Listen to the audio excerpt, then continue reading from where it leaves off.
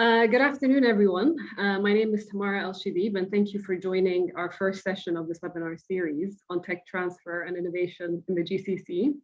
The purpose of this series is to discuss different topics within the umbrella of tech transfer and innovation. And this topic is important to us because there's such a big focus over the last 15 years on boosting innovation in the region and creating a new source of national wealth. So promoting economic diversification towards innovation and entrepreneurship. And this is at the heart of the national visions of the UAE, Qatar, Saudi Arabia. We know there's been a lot of investment in R&D, in creating an innovation enabling ecosystem, in attracting and developing innovative startups. And these investments need to create value and sustainable growth for these economies. And so usually these countries generally use different innovation rankings or indicators to measure their progress towards an innovation economy. And the UAE in particular uses the Global Innovation Index by INSEAD and WIPO. And as of 2021, the ranking stood at 33. And how these rankings work is they basically look at innovation inputs relative to innovation outputs. And the innovation inputs will consider parameters like human capital and research, ICT infrastructure, market and business sophistication. So the UAE ranks very highly on those innovation inputs. The outputs look at knowledge and technology outputs and creative outputs, and they measure things like patent filings, publications, high-tech exports, intangible assets, those kind of things. And in terms of the outputs, we're definitely higher on the inputs than we are on the outputs. So basically what that's telling us is we're not so good at converting or translating our innovation inputs into innovation outputs. So the focus of this series really is to discuss the challenges and the gaps in translating the inputs into outputs. And we're focusing specifically on the GCC region because we have a unique set of challenges in the region. And it's not a case of sort of adopting a model somewhere else. We need to come up with solutions that are context specific. So I'm hoping that this webinar will become a platform where we can discuss and share experiences within that area, and then maybe even explore opportunities for collaboration. And for the first session, I thought we could start off by discussing the basics. So innovation is an overused term, and I really wanted to just sort of get back to the fundamentals. Sort of what do we mean when we say innovation ecosystem? What is innovation, and how is IP important to that? Before we start with the panel introductions, there will be an opportunity to answer questions at the end of the session. So if you could please type in any questions you have in the Q&A chat, and we'll get to that at the end. There'll also be a short survey that you'll be prompted to answer at the end of the session. So I'd really appreciate if you could answer that. That will give us some really good feedback in terms of how to improve future sessions in terms of content and format. So with that, I'm going to turn to our panel speakers for some introductions. Just going off my screen, I'm going to start with you, Bo. Can you give us a bit of an introduction? You're on mute. That's right. Thanks so much for inviting me here. I have a little bit of an eclectic past, starting out in playing basketball and then moving into intellectual property, and then I created a center for intellectual property in Sweden. For now, it's been for 20 years, where I've been co-director, working with the Swedish innovation system. So I have some experience from Sweden in this regard, and then was the innovation director at the Qatar Science and Technology Park. So I gained some experience in the GCC, and now I'm executive director for a center at Haas School of Business at University of California, Berkeley. So now in the Silicon Valley ecosystem, learn a bit more from there. So it's always interesting to talk about innovation, and it's always interesting to see how people understand it differently from different places. So again, thanks for inviting me here today. So happy to have you here. Tala, you're next on my screen. Can you give us a quick intro?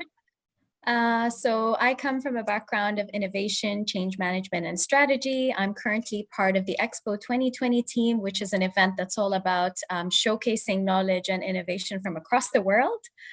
Currently, my role is to lead on building the innovation ecosystem for EXPO, which is part of our legacy plans and what we're going to do with the entire site after the EXPO is over. It'll be opened up into a space called District 2020, which is a human-centric city and an innovation ecosystem, and that's the part I'm currently focused on curating. Perfect. Sean. Good afternoon, everybody, and thanks for having me. My name is Sean Flanagan. I'm the director of the Tech Transfer Office here at King Abdullah University of Science and Technology, or KAUST. We're located just north of Jeddah on the Red Sea here in Saudi Arabia, and I've been here about 3 years. Prior to that, I was the director of the Industry Liaison Office in pretty much the same role at the National University of Singapore. Before that, I was doing this at the University of Ottawa in Canada. So I've had an opportunity to practice technology transfer and to see it evolve in 3 different countries, as well as having the opportunity to lecture and discuss the ecosystems as they develop in as varied locations as from South Africa to Malaysia to China and the like. So I'm very pleased to be here and I'm looking forward to hearing the insights today. We're happy to have you. And Ziad. Thank you for inviting me. So my name is Ziad Sankari. I'm the founder and CEO of Cardio Diagnostics, a company that is building and commercializing medical technologies, particularly for remote patient monitoring. So we help patients with heart disease and diabetes to get monitored outside of hospitals for long periods of time. Our group of companies are registered in the US and Lebanon and in Abu Dhabi global market. So we have offices in California, Texas, Beirut, Lebanon, and Abu Dhabi as well. And I'm happy to share my experience building technologies across those markets. Thank you. I have a really great panel of speakers today I'm really excited about. So these are the topics we're going to cover. So initially we thought it'd be good to just sort of define the basics, the basic concepts that we're going to be referring to a lot. So innovation ecosystem, tech transfer, IP, what do these things mean? How do they interrelate? And then we'll discuss some of the challenges and the gaps in these areas as we see them. And then we'll also discuss a little bit the strengths that we have here in the region and potential opportunities to address these. We will talk a little bit about experiences from other countries. Like I said, we're a unique model here, so we can't really import a model from somewhere else, but there are lessons that we can learn from other places. So it'll be good to sort of benchmark a little bit with those. And then we'll summarize at the end what are the key takeaways from this. So with that, I'm going to start with introducing some of the common terms that we're going to be using. So I get asked a lot about how IP is important or why it's important for innovation. And I think it's really important just to basically summarize this. So to me, IP is not just a legal term. It's not just when we say IP, we don't just mean patents and trademarks, we mean intangible assets. And those can be registered with IP rights, like patents and trademarks and designs, and they can be unregistered assets. So they can be, your software, your inventions, your data, your customer relationships. These are all assets that are intangible, that create value for companies. And we know that IP is important for innovation because when you look at, companies in a knowledge economy, we can see that 80 to 90% of them, the value of those companies lies in their intangible assets and not in their physical or financial assets. And so IP is important for driving economic growth. It's important to these companies, and these companies are the backbone of the economy. In terms of tech transfer, I personally see that as sort of the bridge between inventions and technical discovery and the application of those. And basically that's also innovation. So the application of new knowledge, new discovery, new inventions, and the transformation of those into products and services that can impact society, that's innovation. I'm going to ask my panel speakers if they agree or if they want to add anything to that before we jump straight in. I think you summed it up really nicely. Yeah, I think it's about delivering value that really distinguishes between invention and innovation, and you really highlighted that. So, when it comes to intellectual property, I think it's good to have a broad sense. You know, when I ask people, like if I have a bunch of MBAs, I say, or executive MBAs from industry, and I say, what's intellectual property? Some of them will say technology, design, software, brands, but some of them will say copyright, trademark, patent. So you need to understand that these are different things, but they're interrelated, and it's the control of these key assets that gives you this position that helps you create business and competitive advantage. And so I think having this broad approach that you talk about is very good. I think about it. I mean, I think about a crazy fact that the value of Uber is worth more than all the rental car companies and airlines combined.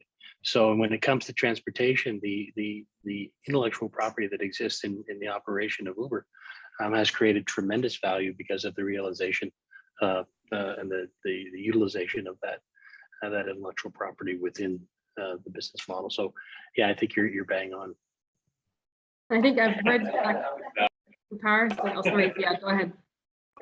Yeah, I just wanted to highlight that it was interesting that you pointed out that customer relationships are among the intellectual property that are often overlooked, because I think when we looked at acquiring smaller companies in the past, we looked at their customer relationships, the contracts they have signed. I'm in healthcare, so it's with insurers, with payers. That was very important in determining the value of a particular organization. So that's absolutely important, the IP. Yeah, and I agree. I think with Sean as well, something that you said as well regarding Uber. I mean, Airbnb is also another example of that, right? Like they don't have any physical assets, but the company is worth so much. So they're able just to sort of utilize this platform and everything that they've created under that to create such a valuable company without actually owning any physical assets. So you can see that in Coca-Cola as well. Coca-Cola is basically a licensing company. They license the brand and well, they have the secret, but they give out certain places to bottle. We don't have bottles anymore, do we? But so it's all their physical capital is outsourced, so they have very little on the balance sheet in that regard. Yeah, and I always remember the example that you said, Bo, once regarding Nike as well. You said like the shoe itself, you know, probably doesn't cost $200-300 to make, but when you put the tick on it, it becomes worth that. So it's all the brand is behind that. It's the value of that brand that allows them to be able to charge those kind of prices. Yeah, the factories that make the shoes don't make the money. The people in Oregon managing the swoosh make all the money, right? Exactly. When it comes to innovation ecosystem, to me, that basically means all the elements that have to be there to create a market that can monetize and I guess transact IP. Is that, would you agree with that? Let me start with you, Bo.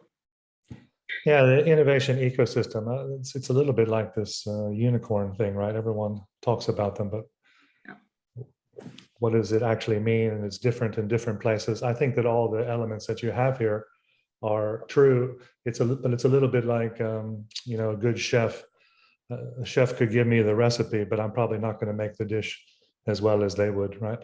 So all these ingredients are important, but in what proportions and how they fit together is a little bit, you know, a mystery to some extent about how this comes together. I mean, that's why everyone's tried to reproduce Silicon Valley, but it's impossible. Even Silicon Valley doesn't know how to reproduce Silicon Valley. So it's so you have to kind of find your own way, your own path, but you definitely need these ingredients, and you need to experiment and be ready to, you know, just like a good entrepreneur, the entrepreneurial system has to pivot and learn as well and move forward. Yeah. And I would even say that maybe some of these things are more advanced in some countries than other things. Mm-hmm. You know? I think also it's important to distinguish, like when we talk about an innovation ecosystem, you could do it on a city level or on a science park level, and that's also quite different. But the real value really comes out of the interactions and the value that's created as a result of all these stakeholders interacting together to like an aligned goal and creating additional value for the economy. And this is what really makes the difference. It's how these independent units, they're actually economically dependent on one another. How do they generate value working together is what really then brings out the value of the innovation ecosystem overall. No, I agree with that. And when you think about like Silicon Valley, just for example, it becomes part of how people do things over time. So it's the invisible hand making everything move. In the beginning, everything is very much the visible hand, you know, top down. In Sweden, it's the same. I'm sure in GCC, it's like the government puts in these different pieces, but in reality, the innovation system isn't really a system until it just happens on its own. You have to get it, and that has to evolve, right? You can't top down an innovation system in the long run. You can do it to get the ball rolling, of course. And it was the same with Silicon Valley. The government got the ball rolling there as well. And the challenge is, I think, for a lot of jurisdictions where economic development agencies are looking to replicate those successes, they identify the component elements and say, okay, well, we have, we have finance, we have government, we have entrepreneurship. Why isn't it working? But they have to recognize. I mean, the very nature when we use and overuse.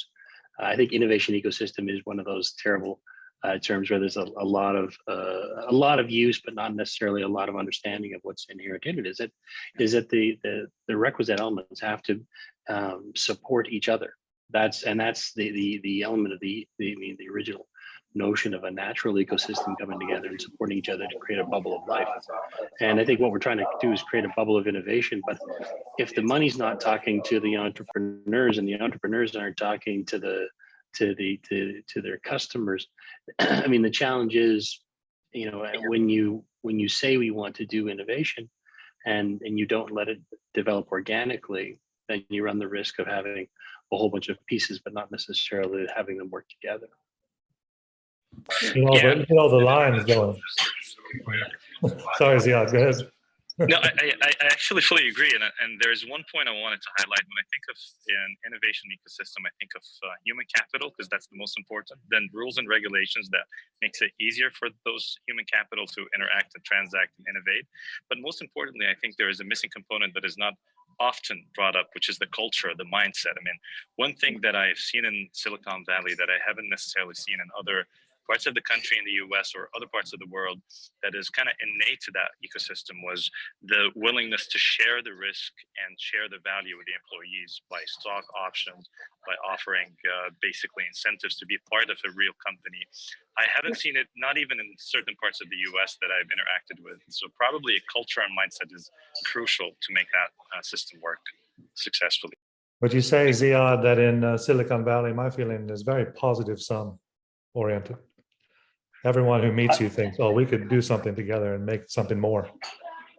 As opposed to this idea that I don't want to wait, that person could take something from me, zero something. It's very positive sum thinking, which is unique. I'm not sure how you just break that so easily. Did that develop over time?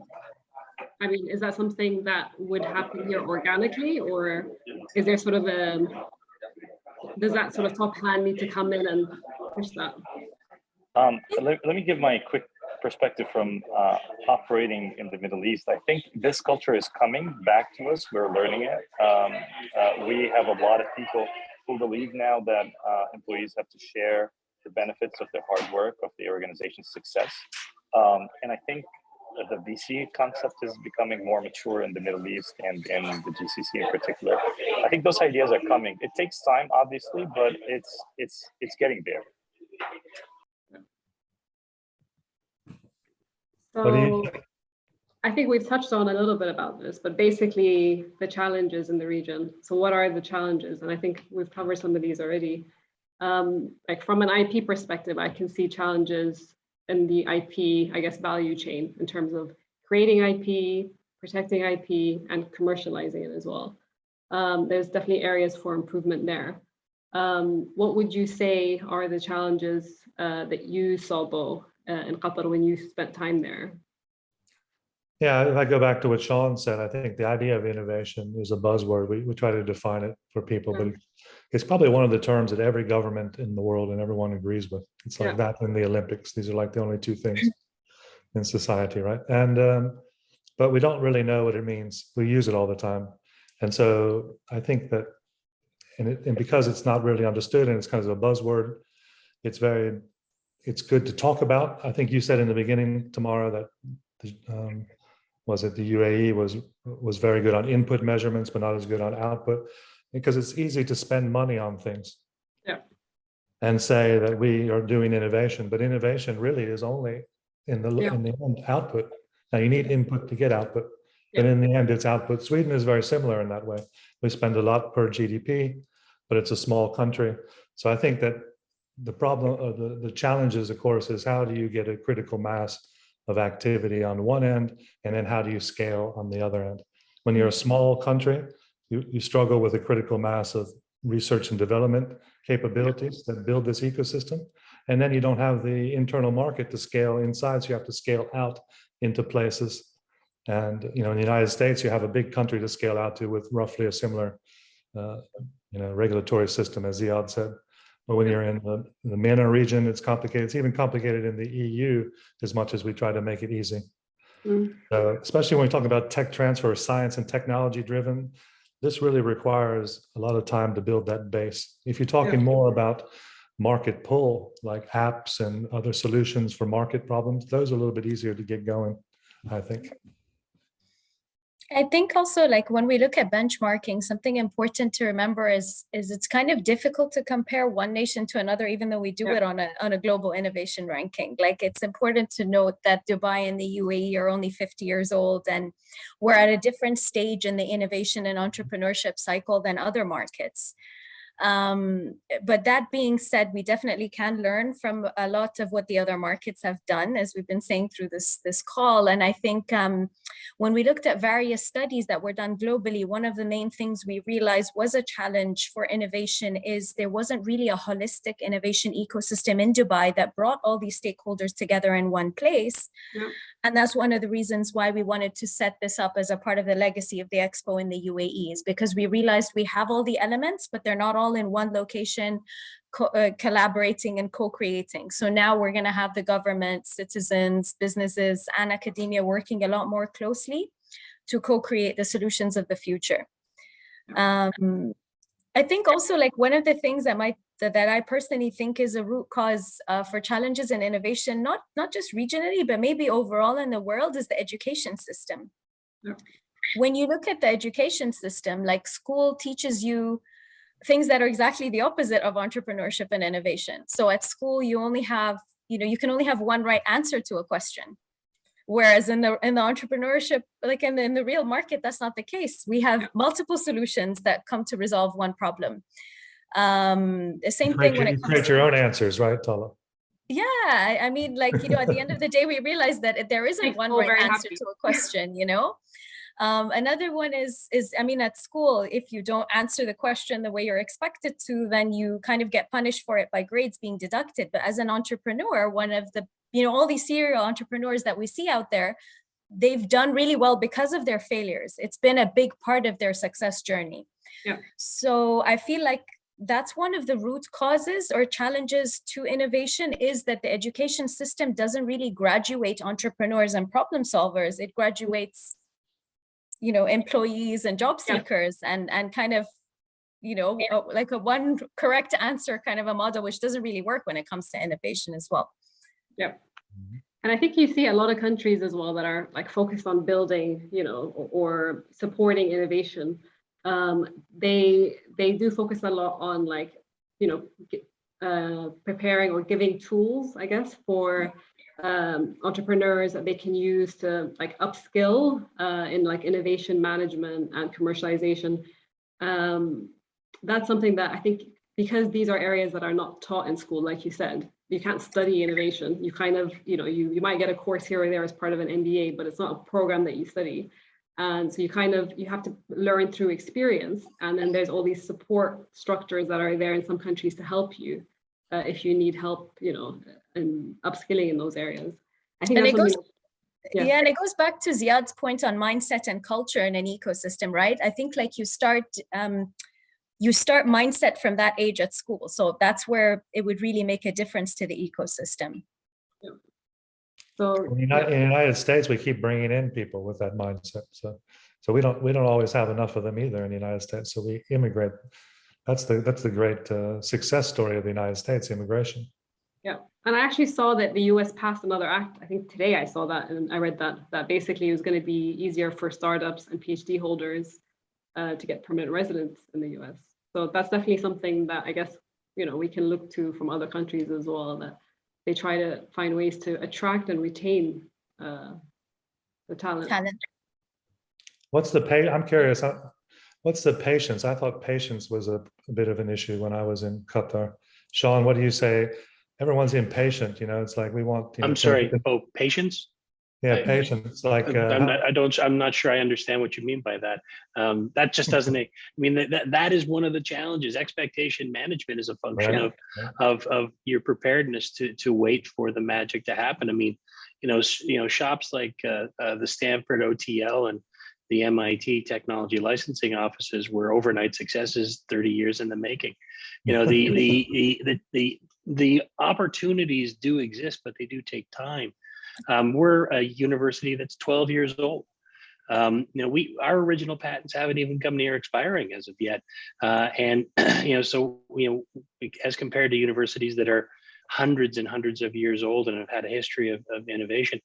But the problem is when you have enlightened individuals who say, okay, we want to foster base innovation, and we're going to support research, and we're going to encourage people from around the world to come and innovate or to do research with us, and then our own citizens to study and do research here. But then the expectation is that immediately turns into success. But I think it's a necessary element. I think universities are a great place to foster innovation ecosystems within a country, because you've got young people, necessary ingredient, and they are on a time scale that we just can't appreciate once the hair starts to get a little grayer around the edges, because they're trying to get things done before they graduate. They're trying to get things done before they go, and they're more risk tolerant, and so they're prepared to go out and sacrifice and do those kinds of things. And what we want to say is, how can we just keep doing it over and over and over again?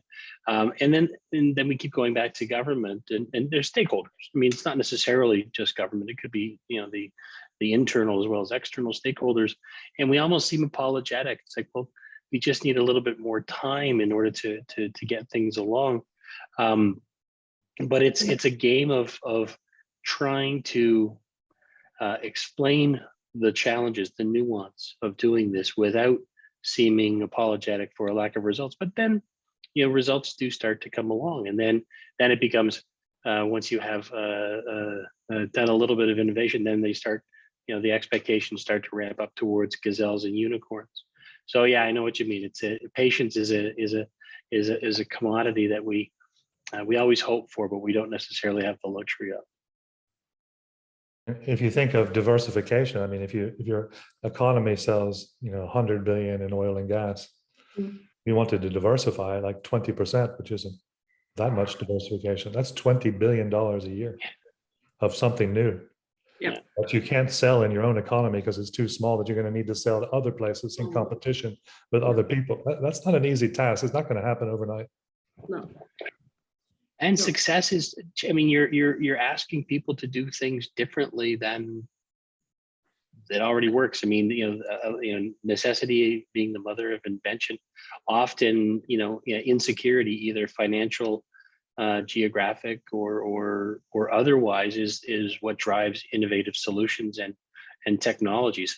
Especially when it comes to the adoption of technologies that can translate into wider use. So I mean, we have a tremendous blessing in the region to have the resources that have come from oil and gas, but now we have to be patient.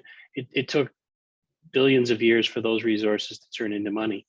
We're just looking for maybe a decade. Okay, sorry, let me just jump straight to the next one.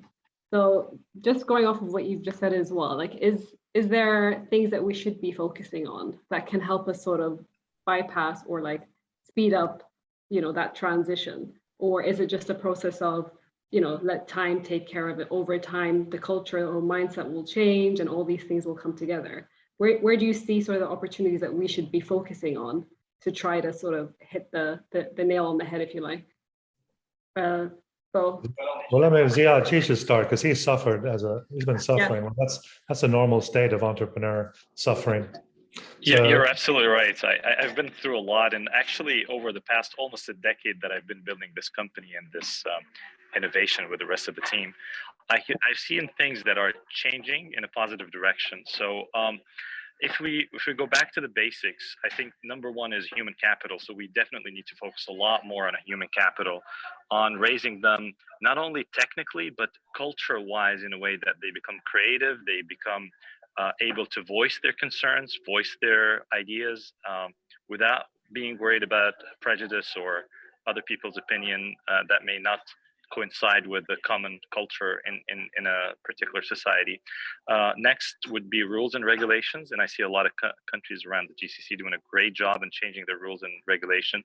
Back to your point, Bo, about immigration, looks like the UAE has recently enacted a rule about the golden visa and attracting talents to it. So maybe Tala could speak a little more about that. I think it's a very good step in the right direction. And I know a lot of entrepreneurs who now relocated from different countries in the Middle East to Abu Dhabi and Dubai because of that particular rule. I also believe that in addition to those two, there is a need for us to accept locally grown products. And I think this is a problem. Every time we try to sell our products in a GCC country, we were asked for a US reference, which we had. But the point is, it's outstanding to learn that everybody wanted a reference from a Western country for them to be willing to adopt or try something new that is novel and innovative in their own. So those are ideas that I think we could push forward. And I think a lot of steps in the right directions have been taken already. Yeah, I have definitely seen some push towards supporting homegrown innovation. I can see that happening already as well. Tala, do you want to say anything to what Ziad mentioned? Sure. Yeah, I think very rightly so. We've definitely, especially after COVID, I think the government and the UAE were very blessed. They're very agile. They looked at what we need in terms of talent retention. How can we create more opportunity out of this current circumstance? And so there was definitely a focus on long-term resident visas, golden visas, even citizenship to scientists, the creative industry, inventors, that all came out last year as well, just to kind of help build that talent pool locally even further. So those are some of the areas that we focused on, but I think it's also a matter of realizing the importance, as I said, of building a holistic innovation ecosystem to kind of really address the gap that the government identified is currently taking place locally here in the UAE, and kind of having a mandate to make that part of the Expo's legacy was also a response to creating an opportunity and boosting innovation. I think, Tamara, you were asking, like, should we leave the ecosystem to grow organically, or should we do something about it? I think if we think of this like an orchestra where you would have people playing different instruments, you would need a maestro to kind of help bring that symphony out together from the different stakeholders. And that's how I think of an ecosystem. You would have someone that plays the violin beautifully, the piano beautifully. So you've got your academia, you've got your R&D centers, you've got your labs, but then you need a maestro, an ecosystem developer, who would then kind of orchestrate the symphony that comes out of this whole thing. And that's how I think, an innovation ecosystem would be successful. It's curating it to bring the right players from either a similar industry or from a similar technology of focus, so that you really align their goals and then they build on each other and drive a lot more value together. So I would say it's not just organic. I think it's important to have someone to kind of orchestrate, help enable it, basically put the elements together, but then everyone does their role in playing their instrument, let's say. I agree with you. And I think I've been sort of studying different countries' sort of national innovation plans, if you like, or strategies. And I've noticed that most of it is like top down in a way. Like there is a whole whole of government like effort, like to bring in, the universities and incentivize industry, but it usually comes from the government. It comes sort of top down, and then they sort of check their progress against it every few years. So I agree with you that having sort of different bodies or agencies providing a certain level of support and waiting might not be like the most optimal way to guarantee that we're heading in that direction. Yeah, but I think just as important as it is to have that body that kind of governs everything, it's also just as important to follow like design thinking principles, where even though the government is there to give you all the tools, that the government's also really listening to what it is that startups need. So what Ziad faced in the past doesn't happen again as we move along. I mean, what he shared today was really an interesting insight, something that me as an ecosystem developer has to keep in mind. Like, why is he being asked for references from abroad? It's things like that. So it's working very closely. And that's kind of the model that we've developed at District 2020, is having that human-centric approach, embracing design thinking principles, where you're working with entrepreneurs to say what it is that you really need. What are you not finding in the market today? So we could help enable that and help you achieve your goals better. And doing the same with academia, doing the same with Fortune 500 companies and businesses that we're bringing from abroad as well. Yep. Sean, what would you say are the biggest pain points for you at KAUST in terms of like technology commercialization?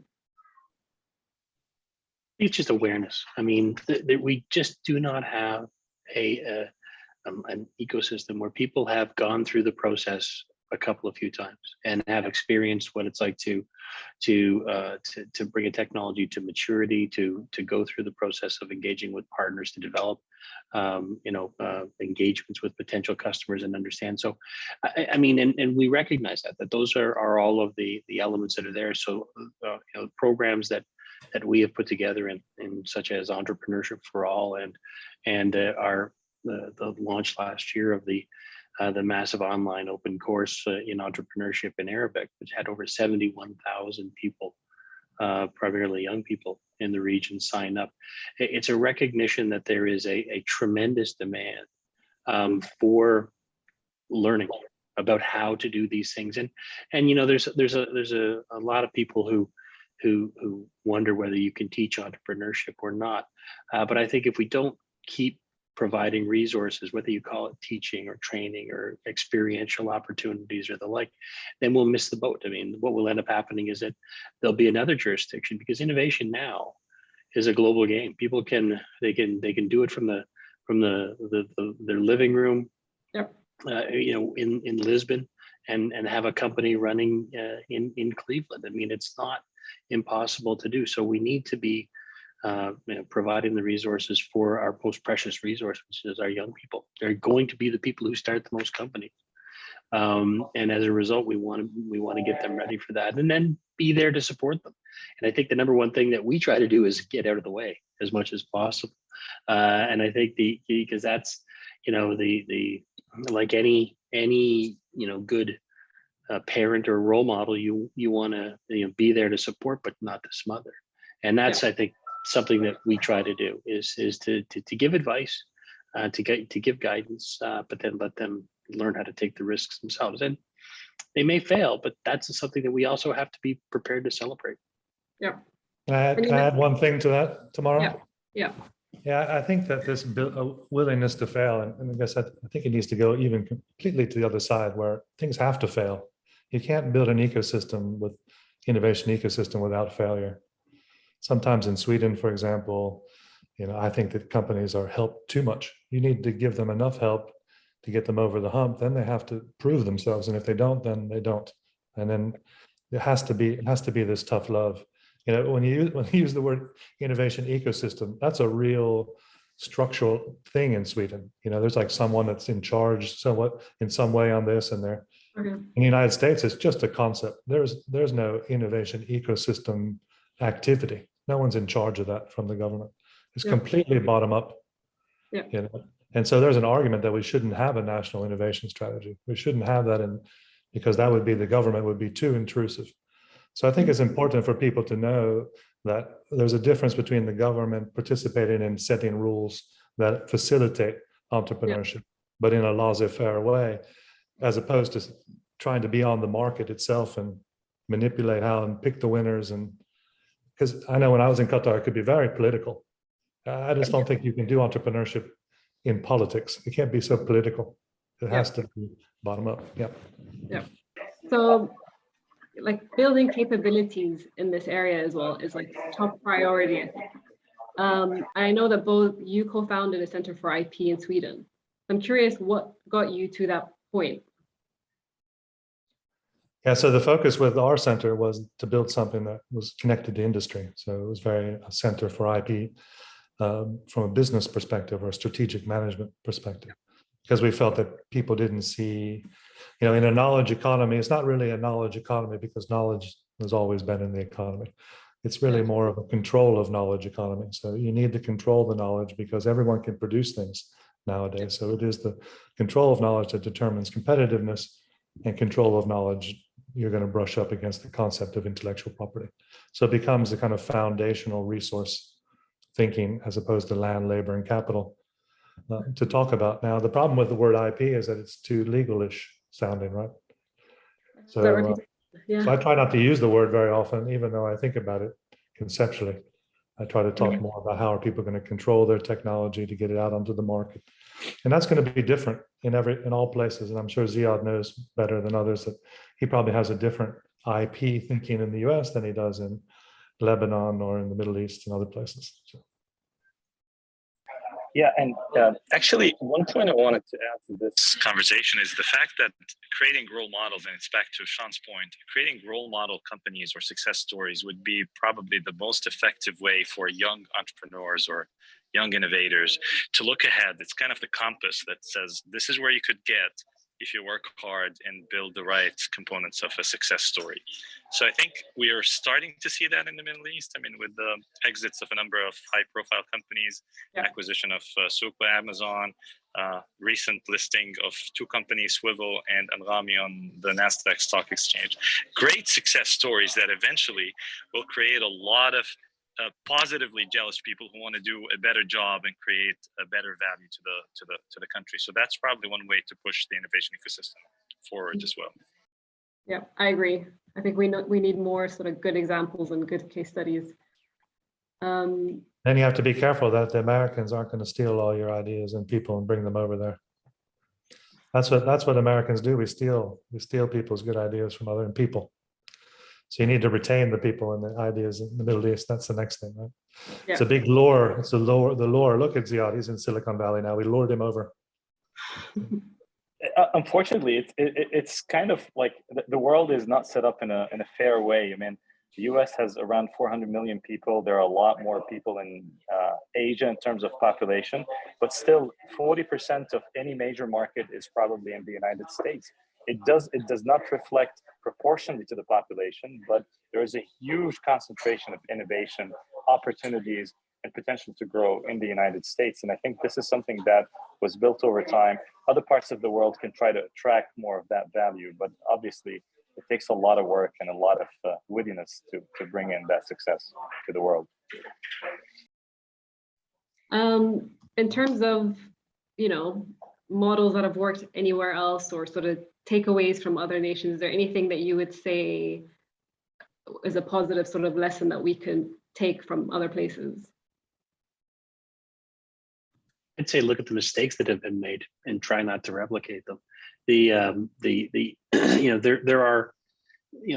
are a number of tools that any region or country or city is going to have in their tool chest that they can take advantage of. It's how they put them together. To Tala's point about the orchestra, you want to create that harmony, between the pieces, as opposed to saying it must sound like this. It must look and feel like Kendall Square, or it has to have.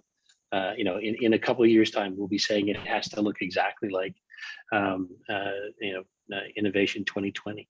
The notion that that you can just take somebody else's success and replicate it into Bo's point.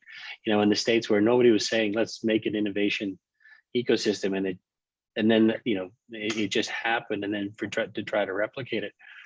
Because you have to play to your strengths. You have to look at the the advantages that come with attracting. I think you have to be able to attract foreign direct investment as well as foreign individuals, people who want to come and contribute to the ecosystem, because it's if you don't have that attractiveness, then what you end up with is you're waiting longer, I think. So I think you can look at examples of what have successes look like in places, whether it's out of Sweden or out of there've been great successes in regionally in some deep tech companies in Cairo and in Lebanon and we are we're moving past the stage of our unicorns looking like companies that have been done from other places, and what we want to do here is do deep tech companies. So things that come from research and come from that have got a solid background of a wide range of intangible assets. But I mean, that wouldn't necessarily work someplace else. So we have to be mindful of that when we create incentives, when we create expectations, when we create programs. When I went to Singapore, I didn't try to do what we had done in Canada or in North America. I listened more than I spoke, which is hard to believe. And then when I got here, I did the same thing. And I said, what are our strengths and how can we manage our expectations? So I think what we have here at KAUST is probably, a North American, risk taking with a bit of Southeast Asian attention to detail, but with the urgency of the GCC to get things done very quickly. I'm gonna actually, because I've realized the time and I can see that we've got a couple of questions here. I'm going to just say quickly while you're looking at the questions is that I think it's good to do things a bit understated. In the Middle East, everything is big, it's a silicon oasis. As soon as you stop calling things these silly names, it's probably when we've made it, right? Because like if you go to Silicon Valley, if you drive down University Avenue, downtown Palo Alto, there's nothing exciting about that place. Everything is happening in the basements and the garages, and it's understated. It's things happening, but not like, here's a $2 billion building, now let's start to do something. It's like, it's the opposite. And I think that's the learning for everywhere. I think that has to be the same everywhere. We have a question here, which actually is an interesting one. It's basically saying, is it possible to have a local measure of success for startups and new innovations? And they're saying that we consider Souk, Kareem, and Rami successful because either they were acquired or listed by an international company or exchange. Do we need to have a local measure of innovation success? I heard of a number of measures that are used in some countries, and I let the rest of the panelists, they're probably a lot more expert than I am in that. But there is an innovation per capita measure I've heard about, how many companies and startups in the tech world per capita. There are some countries that do and fare a lot more than other countries. And I also think that exit is one measure of success. Sometimes your company could completely fail, but the alumni of that company could go on to create a lot more successful companies. So the transfer of knowledge and experience and building that kind of unique knowledge in the startup space, in my opinion, is very, very important. You need to be very careful with KPIs. They're indoctrinating. So Sweden, we have these as well. We count how many companies we create. So like Volvo, one. I have a company with me and my friend. Now we have 2 companies. These are, how are we going to count these? You exited, but all the investment came from Kleiner Perkins in the United States, and now the company's in the US. Is that a success for the region? How are we going to? You need to get below the level of innovation as some buzzword and really decide on the level of economic development. Impact. Right. And that's why Ziad said, to fail could be good because now you're ready to succeed the next time. So that could be positive as long as you don't quit, right? So. Yeah. I think another measure I want to add, all those were great, as well as to look at how many startups have actually scaled, because 1 in every 5 don't make it to the scaling stage. 50% of them don't go beyond the 5th year. So if your market is not only enabling people to start a business, is it enabling them to scale, to grow, to go international? That would be a sign as well that, startups are succeeding, they're growing into new markets, and that the ecosystem is supporting them and growing as well. True. Sean, go ahead. No, I was just going to say, I look to follow on non-affiliated investment as kind of one of the key measures of validation of the success of the company. We have a lot of affiliated dollars in the region, whether they're from the university or government or supported funds. But when somebody gets an investment, whether it's foreign or local, that is unaffiliated to the origins of the idea, I think that's a tremendous measure of success. Yeah, that goes back to what I said, that you have to get some success from the market, not from your own family and friends, so to speak. Yeah, like that's the validation, basically. Yeah. You can get money from your mother, and I'm not sure if we can use that as a measure for success. We need to see someone who dislikes you wants to invest. So that would be the greatest. That's a good one. We have another question here as well. This one is asking, what about the idea of creating a UAE sovereign patent pool or patent fund? The purpose of these funds is to gather a pool of patents that can be deployed to help develop and grow strategic industries in a country. Many countries have done this successfully, including Korea, Japan, France, and recently Canada. I've heard of patent pools for like standard essential patents. I don't know if that's what is meant here in this question, or is it, I guess because you're a small enough market, can you sort of create a patent pool? I guess you would have to do it within specific knowledge clusters. Anyone want to take that question? I work with these issues on the SEP thing, so I can take it here.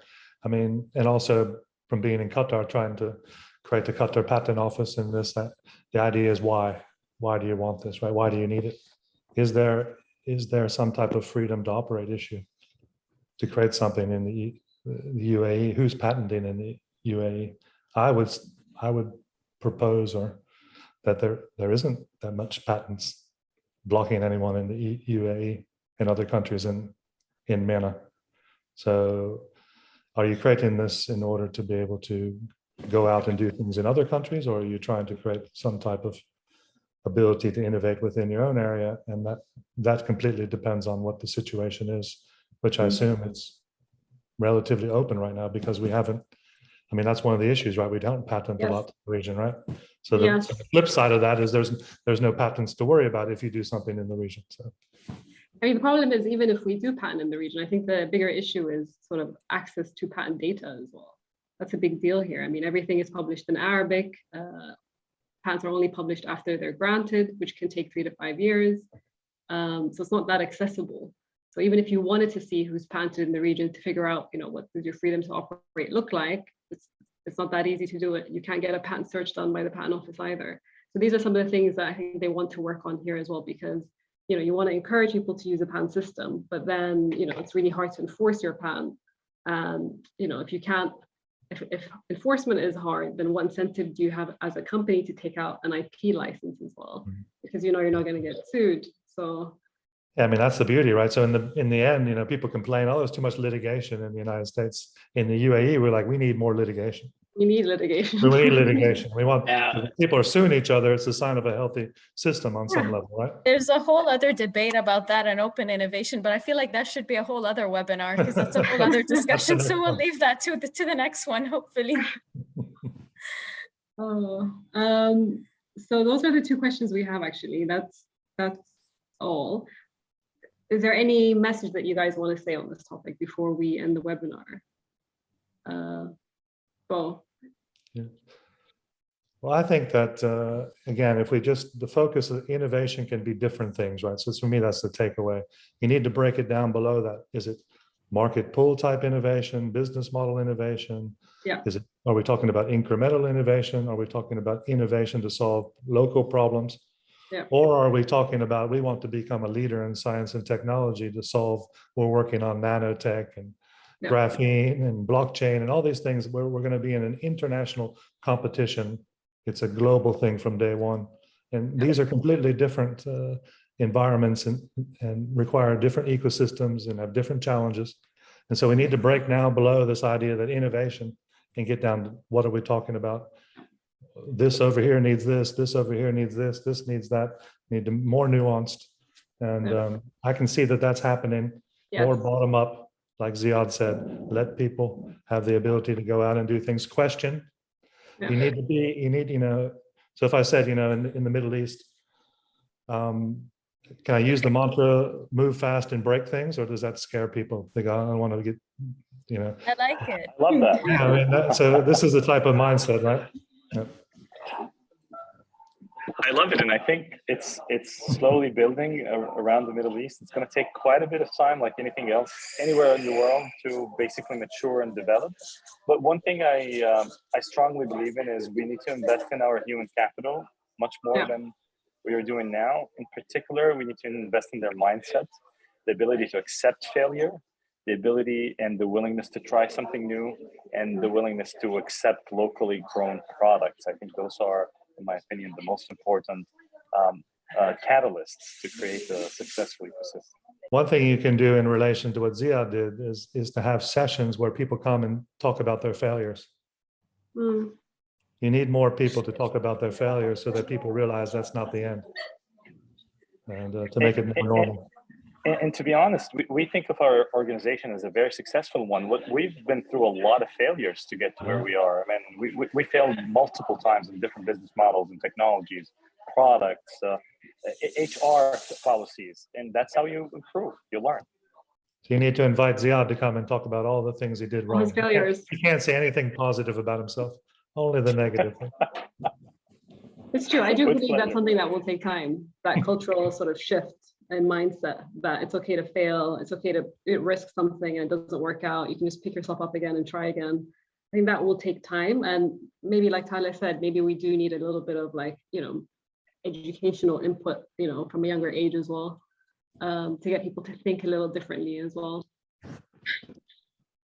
So with that, actually, I can see that it's just turning 5 o'clock. I don't see any more questions in our chat. There was one about chat, there's one more about licensing. Maybe you can, your takeaway, you can answer that, Sean. I think maybe while we read the last one, I just want to kind of add to the point that the guys mentioned earlier, with the spirit of kind of embracing failure. I'm so glad to hear that, because one of the things that we're doing at District 2020 is we're setting up the first living lab in the region. And it's really a space to kind of allow people to keep reiterating and piloting ideas and embracing failure, but doing that with all the stakeholders that we mentioned in the ecosystem. And I really think that this is really what we need to focus on as we move forward. It's embracing that failure, being having this mindset to feel comfortable to experiment and to do that with everybody on the table, basically. So I'm glad. I was really happy to hear that, actually. So we have one question here. It says that I think they want to know a little bit more about tech transfer by licensing. So I think what they mean is basically, innovations that come out of, research entities or universities. What challenges are there in terms of licensing that out? And I can see just from my own personal experiences that, to license technology in the region is definitely a challenge when you don't have an industry to sort of who's willing to take a chance on a new technology and commercialize it as well. So I think typically you end up looking at markets that are more established because it's easier to identify your customer, and also there is more licensing interest. What would you say to that, Sean?